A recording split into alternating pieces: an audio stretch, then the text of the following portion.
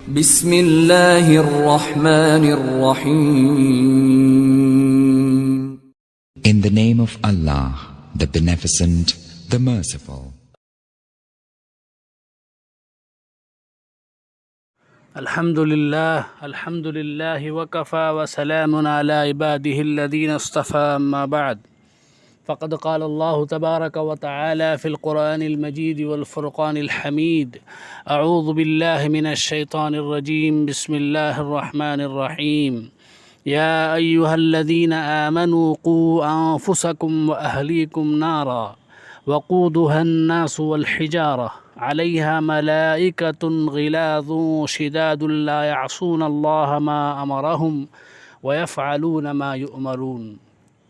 صدق الله العظيم وصدق رسوله النبي الكريم ونحن على ذلك من الشاهدين والشاكرين. محترم حضرات، انسان کے ذمے صرف خود اپنی اصلاح کرنا ہی واجب نہیں، بلکہ اپنے گھر والوں، اپنی بیوی بچوں اور اپنے ماتحت جتنے بھی افراد ہیں ان کی اصلاح کرنا، ان کو دین کی طرف لانے کی کوشش کرنا، ان کو فرائض و واجبات کی ادائیگی کی تاکید کرنا اور گناہوں سے بچنے کی تاکید کرنا بھی انسان کے ذمے فرض ہے۔ اس سلسلے میں یہ آیت جو میں نے آپ کے سامنے تلاوت کی ہے سب سے بنیادی آیت ہے۔ اس آیت میں اللہ تبارک و تعالیٰ نے تمام مسلمانوں کو خطاب کرتے ہوئے فرماتا ہے یا ایھا الذین آمنوا، یعنی اے ایمان والو۔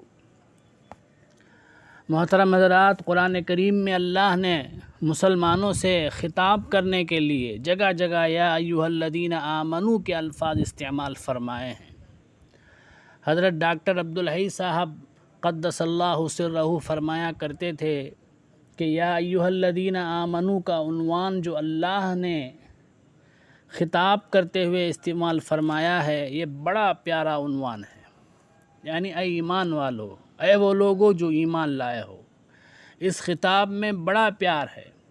اس لیے کہ دوسرے کو خطاب کرنے کا ایک طریقہ تو یہ ہے کہ مخاطب کا نام لے کر خطاب کیا جائے کہ اے فلاں،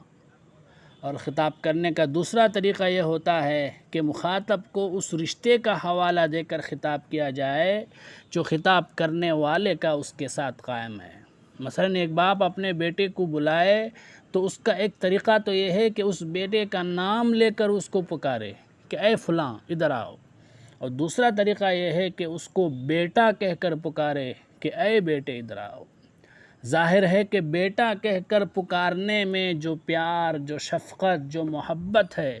اور سننے کے لیے اس میں جو لطف ہے وہ پیار اور لطف نام لے کر پکارنے میں نہیں ہے۔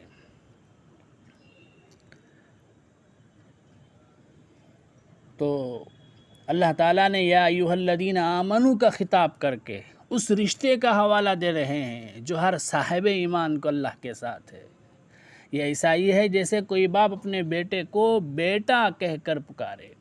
اور اس لفظ کو استعمال کرنے کا مقصد یہ ہے کہ آگے جو بات باپ کہہ رہا ہے وہ شفقت، محبت اور خیر خواہی سے بھری ہوئی ہے۔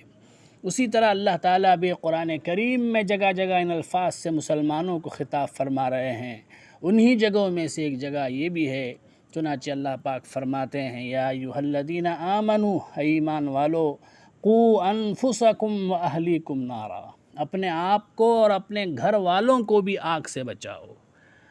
وقودها الناس والحجارہ، وہ آگ کیسی ہے اس کی صفت آگے اللہ بیان فرما رہے ہیں کہ اس آگ کا ایندھن لکڑیاں اور کوئلے نہیں ہیں، بلکہ اس آگ کا ایندھن انسان اور پتھر ہیں۔ اللہ تعالیٰ کی طرف سے اس آگ پر ایسے فرشتے مقرر ہیں جو بڑے سخت اور تند خو ہیں، سخت مزاج ہیں، اور اللہ تعالیٰ ان کو جس بات کا حکم دیتے ہیں وہ اس کی کبھی بھی نافرمانی نہیں کرتے اور وہی کام کرتے ہیں جس کا انہیں حکم دیا جاتا ہے۔ اس آیت میں اللہ نے یہ فرما دیا کہ بات صرف یہاں تک ختم نہیں ہوتی کہ بس اپنے آپ کو آگ سے بچا کر بیٹھ جائیں اور اس سے مطمئن ہو جائیں کہ بس میرا کام ختم ہو گیا، بلکہ اپنے اہل و عیال کو بھی آگ سے بچانا ضروری ہے۔ آج یہ منظر بہت زیادہ نظر آتا ہے کہ آدمی اپنی ذات میں تو بڑا دیندار ہے، نمازوں کی پابندی ہے، صف اول میں حاضری ہو رہی ہے، روزے رکھ رہا ہے، زکوٰۃ ادا کر رہا ہے،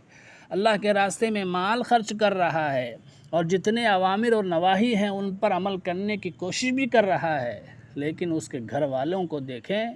اس کی اولاد کو دیکھیں، بیوی بچوں کو دیکھیں تو ان میں اور اس میں زمین آسمان کا فرق ہے۔ یہ کہیں جا رہا ہے، وہ کہیں جا رہا ہے، اس کا رخ مشرق کی طرف ہے، ان کا رخ مغرب کی طرف ہے۔ ان میں نہ نماز کی فکر ہے، نہ فرائض دینیہ کو بجا لانے کا احساس ہے، نہ گناہوں کو گناہ سمجھنے کی فکر ہے، بس گناہوں کے سیلاب میں بیوی بچے سب بہہ رہے ہیں، اور یہ صاحب اس بات پر مطمئن ہیں کہ میں صف اول میں حاضر ہو رہا ہوں، باجماعت نماز ادا کر رہا ہوں۔ بزرگوں، جب اپنے گھر والوں کو آگ سے بچانے کی فکر نہ ہو تو خود انسان کی اپنی نجات نہیں ہو سکتی۔ انسان یہ کہہ کر جان نہیں بچا سکتا کہ میں تو خود اپنے عمل کا مالک ہوں، اگر اولاد دوسری طرف جا رہی تھی تو میں کیا کرتا؟ اس لیے ان کو بچانا بھی تمہارے فرائض میں، ہمارے فرائض میں شامل ہے۔ جب ہم نے اس میں کوتاہی کی تو اب آخرت میں ہم سے بھی مواخذہ ہوگا۔ اس آیت میں قرآن کریم کے اندر اللہ تبارک و تعالیٰ نے فرمایا کہ اپنے آپ کو، اپنے گھر والوں کو آگ سے بچاؤ۔ در حقیقت اس میں ایک شبہ کے جواب کی طرف اشارہ ہے، جو شبہ عام طور پر ہمارے دلوں میں پیدا ہوتا ہے۔ وہ شبہ یہ ہے کہ آج جب لوگوں سے کہا جاتا ہے کہ اپنی اولاد کو بھی دین کی تعلیم دو، کچھ دین کی باتیں ان کو بھی سکھاؤ، ان کو دین کی طرف لاؤ، گناہوں سے بچانے کی فکر کرو، تو اس کے جواب میں عام طور پر بکثرت لوگ یہ کہتے ہیں کہ ہم نے اولاد کو دین کی طرف لانے کی بڑی کوشش کی، مگر کیا کریں کہ ماحول اور معاشرہ اتنا خراب ہے کہ بیوی بچوں کو بہت سمجھایا مگر وہ مانتے نہیں۔ زمانے کی خرابی سے متاثر ہو کر انہوں نے دوسرا راستہ اختیار کر لیا ہے اور اس راستے پر جا رہے ہیں، راستہ بدلنے کے لیے تیار نہیں ہے۔ اب ان کا عمل ان کے ساتھ ہے، ہمارا عمل ہمارے ساتھ، اب ہم کیا کریں؟ اور دلیل میں یہ بھی پیش کرتے ہیں کہ حضرت نوح علیہ السلام کا بیٹا بھی تو آخرکار کافر رہا، حضرت نوح علیہ السلام اس کو طوفان سے بچا نہیں سکے۔ اسی طرح ہم نے بہت کوشش کر لی ہے، وہ نہیں مانتے تو ہم کیا کریں؟ چنانچہ قرآن کریم میں اس آیت کے اندر آگ کا لفظ استعمال کر کے اس اشکال اور شبہ کا جواب دیا ہے۔ وہ یہ ہے کہ یہ بات ویسے اصولی طور پر تو ٹھیک ہے کہ اگر ماں باپ نے اولاد کو بے دینی سے بچانے کی اپنی طرف سے پوری کوشش کر لی ہے تو انشاءاللہ ماں باپ پھر بریء ذمہ ہو جائیں گے، اولاد کے کیے کا وبال اولاد ہی پر پڑے گا۔ لیکن دیکھنا یہ ہے کہ ماں باپ نے اولاد کو بے دینی سے بچانے کی کوشش کس حد تک کی ہے، کس درجے تک کی ہے۔ قرآن کریم نے آگ کا لفظ استعمال کر کے اس بات کی طرف اشارہ کر دیا کہ ماں باپ کو اپنی اولاد کو گناہوں سے اس طرح بچانا ہے جس طرح ان کو آگ سے بچاتے ہیں۔ فرض کریں ایک بہت بڑی خطرناک آگ سلگ رہی ہے، جس آگ کے بارے میں یقین ہے کہ اگر کوئی شخص اس آگ کے اندر داخل ہو جائے تو زندہ نہیں بچے گا۔ اب ہمارا نادان بچہ اس آگ کو خوش منظر، خوبصورت سمجھ کر اس کی طرف بڑھ رہا ہے، تب ہم کیا کریں گے؟ کیا ہم اس پر اکتفا کر لیں گے کہ دور سے بیٹھ کر بچے کو نصیحت کریں گے، بیٹا اس آگ میں مت جانا، یہ بڑی خطرناک چیز ہے، اگر جاؤ گے تو تم جل جاؤ گے، مر جاؤ گے؟ کیا کوئی ماں باپ صرف زبانی نصیحت پر اکتفا کرتا ہے؟ اس نصیحت کے باوجود بھی اگر بچہ اس آگ میں چلا جائے تو کیا وہ ماں باپ یہ کہہ کر بریء ذمہ ہو جائیں گے کہ ہم نے تو اس کو سمجھا دیا تھا، اپنا فرض ادا کر دیا تھا، اس نے نہیں مانا، خود ہی اپنی مرضی سے آگ میں کود گیا تو میں کیا کروں؟ دنیا میں کوئی بھی ماں باپ ایسا نہیں کریں گے۔ اگر اس بچے کے حقیقی ماں باپ ہیں تو اس بچے کو آگ کی طرف بڑھتا ہوا دیکھ کر ان کی نیند حرام ہو جائے گی، ان کی زندگی حرام ہو جائے گی۔ جب تک اس بچے کو گود میں اٹھا کر اس آگ سے دور نہیں لے جائیں گے اس وقت تک ان کو چین نہیں آئے گا۔ تو اللہ تعالیٰ یہ فرما رہے ہیں کہ جب تم اپنے بچے کو دنیا کی معمولی سی آگ سے بچانے کے لیے صرف زبانی جمع خرچ پر اکتفا نہیں کرتے تو جہنم کی وہ آگ جس کی حدود کی کوئی انتہا نہیں، جس کا دنیا میں کوئی تصور نہیں کیا جا سکتا، اس آگ سے بچے کو بچانے کے لیے زبانی جمع خرچ کو کافی کیوں سمجھ رہے ہو؟ لہذا یہ سمجھنا کہ ہم نے انہیں سمجھا کر اپنا فریضہ ادا کر لیا، یہ بات آسانی سے کہنے کی نہیں ہے۔ حضرت نوح علیہ السلام کے بیٹے کی جو مثال دی جاتی ہے کہ ان کا بیٹا کافر مرا، وہ اس کو آگ سے نہیں بچا سکے، یہ بات درست نہیں ہے، اس لیے کہ یہ بھی تو دیکھیں انہوں نے اس کو راہ راست پر لانے کی 900 سال تک لگاتار کوشش کی، اس کے باوجود جب سیدھے راستے پر نہیں آیا تو اب ان کے اوپر کوئی مطالبہ اور کوئی مواخذہ نہیں رہا۔ لیکن ہمارا حال یہ ہے کہ ایک دو مرتبہ کہا اور پھر فارغ ہو کر بیٹھ گئے کہ ہم نے تو کہہ دیا، حالانکہ ہونا یہ چاہیے کہ ان کو گناہوں سے اسی طرح بچائیں جس طرح ان کو حقیقی آگ سے بچاتے ہیں۔ اگر اس طرح نہیں بچا رہے ہیں تو اس کا مطلب یہ ہے کہ فریضہ ادا نہیں ہو رہا ہے۔ آج تو یہ نظر آ رہا ہے کہ اولاد کے بارے میں ہر چیز کی فکر ہے، مثلا یہ تو فکر ہے کہ بچے کی تعلیم اچھی ہو، بچے کی دنیاوی تعلیم اچھی سے اچھی ہو، اس کا کیریئر اچھا بنے، یہ فکر ہے کہ معاشرے میں اس کا مقام اور مرتبہ اچھا ہو، یہ فکر تو ہے کہ اس کے کھانے پینے اور پہننے کا سب سے اچھا انتظام ہو جائے، لیکن بزرگوں دین کی فکر نہیں ہے۔ حضرت مفتی تقی عثمانی صاحب دامت برکاتہم فرماتے ہیں کہ ہمارے ایک جاننے والے تھے جو اچھے خاصے پڑھے لکھے تھے، دیندار تھے، تہجد گزار تھے۔ ان کے لڑکے نے جدید انگریزی تعلیم حاصل کی تھی، جس کے نتیجے میں اس کو کہیں اچھی ملازمت مل گئی۔ ایک دن وہ بڑی خوشی کے ساتھ بتانے لگے، ماشاءاللہ ہمارے بیٹے نے اتنا پڑھ لیا، اب اس کو ملازمت مل گئی، معاشرے میں اس کا بڑا مقام حاصل ہو گیا، البتہ تھوڑا سا بے دین تو ہو گیا ہے، لیکن معاشرے میں اس کا کیریئر بڑا شاندار بن گیا ہے۔ تو بزرگوں اندازہ لگائیں کہ ان صاحب نے اس بات کو اس طرح بیان کیا کہ وہ بچہ ذرا سا بے دین تو ہو گیا مگر اس کا کیریئر بڑا شاندار بن گیا۔ معلوم ہوا کہ بے دین ہونا کوئی بڑی بات نہیں، بس ذرا سی گڑبڑ ہو گئی ہے،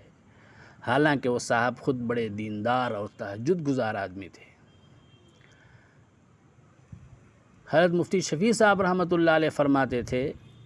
ایک شخص کا انتقال ہو گیا لیکن لوگ اس کو زندہ سمجھ رہے تھے، چنانچہ لوگوں نے ڈاکٹر کو بلایا تاکہ اس کا معائنہ کرے کہ اس کو کیا بیماری ہے، کوئی حرکت کیوں نہیں کر رہا ہے۔ چنانچہ ڈاکٹر صاحب نے معائنہ کرنے کے بعد بتایا یہ کہ بالکل ٹھیک ٹھاک آدمی ہے، سر سے لے کے پاؤں تک تمام اعضاء ٹھیک ہیں، بس ذرا سی جان نکل گئی۔ تو بزرگوں اسی طرح ہم لوگ بھی اپنے بچوں کے بارے میں یہی کہتے ہیں، ماشاءاللہ اس کا کیریئر تو بڑا شاندار بن گیا ہے، معاشرے میں اس کا بڑا مقام و مرتبہ ہے، بس ذرا سا بے دین ہو گیا ہے، کہ گویا بے دین ہونا کوئی ایسی بات نہیں جس سے بڑا نقص پیدا ہوتا ہے۔ آج ہمارا حال یہ ہے کہ ہر چیز کی فکر ہے مگر دین کی طرف توجہ نہیں، ہر چیز کی فکر ہے مگر دین کی طرف توجہ نہیں، شروع سے اس بات کی فکر نہیں کہ بچے کو دین کی تعلیم سکھائی جائے۔ آج یہ حال ہے کہ بچہ پیدا ہوتے ہی بچے کو ایسی نرسری میں بھیج دیا جاتا ہے جہاں اس کو کتا بلی تو سکھایا جاتا ہے لیکن اللہ کا نام نہیں سکھایا جاتا، دین کی باتیں نہیں سکھائی جاتی۔ اس وقت وہ نسل تیار ہو کر ہمارے سامنے آ چکی ہے، اس نے زمام اقتدار سنبھال لی ہے، زندگی کی باغ دوڑ اس کے ہاتھ میں آ گئی ہے، جس نے پیدا ہوتے ہی اسکول کالج کی طرف رخ کیا، ان کے اندر ناظرہ قرآن شریف پڑھنے کی بھی اہلیت موجود نہیں، نماز پڑھنا نہیں آتا۔ اگر اس وقت پورے معاشرے کا جائزہ لے کر دیکھا جائے تو شاید اکثریت ایسے لوگوں کی ملے گی جو قرآن شریف ناظرہ بھی نہیں پڑھ سکتے، جنہیں نماز صحیح طریقے سے پڑھنا نہیں آتی۔ اس کی وجہ یہ ہے کہ بچے پیدا ہوتے ہی ماں باپ نے فکر یہ تو کی کہ اس کو کون سے انگلش میڈیم اسکول میں داخل کیا جائے، لیکن دین کی تعلیم کی طرف دھیان اور فکر نہیں۔ بزرگوں اور دوستو، اللہ تبارک و تعالیٰ کی ایک سنت ہے جو حدیث شریف میں بیان کی گئی ہے، جو شخص کسی مخلوق کو راضی کرنے کے لیے اللہ اور اس کے رسول کو ناراض کرے تو اللہ تعالیٰ اسی مخلوق کو اس پر مسلط فرما دیتے ہیں۔ آج ہماری صورتحال یہ ہے، مثلا ایک شخص نے ایک مخلوق کو راضی کرنے کے لیے گناہ کیا اور گناہ کر کے اللہ کو ناراض کیا تو بالآخر اللہ تعالیٰ اسی مخلوق کو اس پر مسلط فرما دیتے ہیں۔ تجربہ کر دیکھ لیں، آج ہماری صورتحال یہ ہے کہ اپنی اولاد اور بچوں کو راضی کرنے کے خاطر یہ سوچتے ہیں کہ ان کا کیریئر اچھا ہو جائے، ان کی آمدنی اچھا ہو جائے، معاشرے میں ان کا ایک مقام اور مرتبہ بن جائے۔ ان تمام کاموں کی وجہ سے ان کو نہ تو دین سکھایا، اور دین سکھا کر اور اللہ کو ناراض، اور دین نہ سکھا کر اللہ کو ناراض کیا۔ اس کا نتیجہ یہ ہوا کہ وہی اولاد جس کو راضی کرنے کی فکر تھی،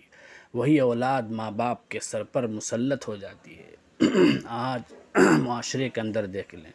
کہ کس طرح اولاد اپنے ماں باپ کی نافرمانی کر رہی ہے، ماں باپ کے لیے عذاب بنی ہوئی ہے۔ وجہ اس کی یہ ہے کہ ماں باپ نے ان کو صرف اس لیے بے دینی کے ماحول میں بھیج دیا تاکہ ان کو اچھا کھانا پینا میسر آ جائے، اچھی ملازمت مل جائے، اور ان کو ایسی بے دینی کے ماحول میں آزاد چھوڑ دیا جس میں ماں باپ کی عزت اور عظمت کا کوئی خانہ نہیں، جس میں ماں باپ کے حکم کی اطاعت کا بھی کوئی خانہ نہیں۔ وہ اگر کل کو اپنی نفسانی خواہشات کے مطابق فیصلہ کرتا ہے تو اب ماں باپ بیٹھے رو رہے ہیں کہ ہم نے تو اس مقصد کے لیے تعلیم دلائی تھی مگر اس نے یہ کر لیا۔ بات اصل میں یہ ہے کہ ہم نے اس کو ایسے راستے پر چلایا جس کے نتیجے میں وہ ہمارے سروں پر مسلط ہو گیا۔ جس قسم کی تعلیم ہم دلوا رہے ہیں، جس راستے پر لے جا رہے ہیں، اس تعلیم کی تہذیب تو یہ ہے کہ جب ماں باپ بوڑھے ہو جائیں تو اب وہ گھر میں رکھنے کے لائق نہیں، ان کو نرسنگ ہوم میں داخل کر دیا جاتا ہے۔ پھر صاحبزادے پلٹ کر بھی نہیں دیکھتے کہ وہاں ماں باپ کس حال میں ہیں، کس چیز کی ان کو ضرورت ہے۔ مغربی ممالک کے بارے میں تو ایسے واقعات بہت سنتے تھے کہ بوڑھا باپ نرسنگ ہوم میں پڑا ہوا ہے، وہاں اس باپ کا انتقال ہو گیا۔ وہاں کے مینیجر نے صاحبزادے کو فون کیا کہ آپ کے والد صاحب کا انتقال ہو گیا، تو جواب میں صاحبزادے نے کہا کہ مجھے بڑا افسوس ہے، ان کا انتقال ہو گیا، اب براہ کرم ان کی تجہیز و تکفین کا انتظام کر دیں، اور براہ کرم بل مجھے بھیج دیں، میں بل کی ادائیگی کر دوں گا۔ وہاں کے بارے میں تو یہ بات سنتے تھے، لیکن ہندوستان میں بھی ایسے بہت سارے واقعات پیش آئے ہیں۔ تو جب اولاد سر پر مسلط ہو گئی، اب ماں باپ بیٹھ کر رو رہے ہیں کہ اولاد دوسرے راستے پر جا رہی ہے۔ ہم نے شروع ہی سے اس کو ایسے راستے پر ڈالا جس کے ذریعے اس کا ذہن بدل جائے، اس کا خیال بدل جائے، اس کی سوچ بدل جائے، تو اس کا تو یہی انجام ہونا تھا۔ اگر ہم پہلے ہی اس کو کچھ قرآن شریف پڑھا دیتے، اس کو کچھ حدیث نبوی سکھا دیتے، وہ حدیث سکھاتے جس میں رسول کریم صلی اللہ علیہ وسلم نے ارشاد فرمایا کہ آدمی جب دنیا سے چلا جاتا ہے تو 3 چیزیں اس کے لیے کارآمد ہوتی ہیں۔ ایک علم ہے جسے وہ چھوڑ کر چلا جائے، جس سے لوگ نفع اٹھا رہے ہوں، مثلا کوئی آدمی کوئی کتاب تصنیف کر جائے، لوگ اس سے فائدہ اٹھا رہے ہیں، یا کوئی آدمی علم دین پڑھاتا تھا، اب اس کے شاگرد آگے علم پڑھا رہے ہیں، اس سے اس مرنے والے شخص کو بھی فائدہ پہنچتا رہتا ہے۔ یا کوئی صدقہ جاریہ چھوڑ جائے، مثلا کوئی مسجد بنا دے، کوئی مدرسہ بنا دیا، کوئی شفا خانہ بنا دیا، کوئی کنواں بنا دیا، اور لوگ اس سے فائدہ اٹھا رہے ہیں، ایسے عمل کا ثواب مرنے کے بعد بھی جاری رہتا ہے۔ اور تیسری چیز نیک اولاد جو وہ چھوڑ جائے، وہ اس کے حق میں دعائیں کرے، تو اس کا عمل مرنے کے بعد بھی جاری رہتا ہے، کیونکہ ماں باپ کی تربیت کے نتیجے میں اولاد جو کچھ کر رہی ہوتی ہے وہ سب ماں باپ کے نام اعمال میں لکھا جاتا ہے۔ اگر ہم یہ حدیث پڑھائے ہوتے تو آج ماں باپ کا یہ انجام نہیں ہوتا، لیکن ہم نے اس راستے پر چلایا ہی نہیں، اس لیے اس کا انجام ہماری آنکھوں کے سامنے ہے۔ اس لیے بزرگوں اور دوستو، اب جو آگے موسم آ رہا ہے، گرمی کا موسم ہے، بہت سی جگہ چھٹیاں ہو رہی ہیں، تو ہم اپنے بچوں کو سب سے پہلے قرآن کی تعلیم دیں، دین کی تعلیم دیں، اس سے فائدہ اٹھا کر اپنے بچوں کو مدارس میں بھیجیں، مکاتب میں بھیجیں، اور سمر کورسز جہاں جہاں بھی چل رہے ہوں وہاں اپنے بچوں کو بھیج کر دین کی تعلیم دلائیں۔ اللہ تعالی ہمیں عمل کی توفیق عطا فرمائے۔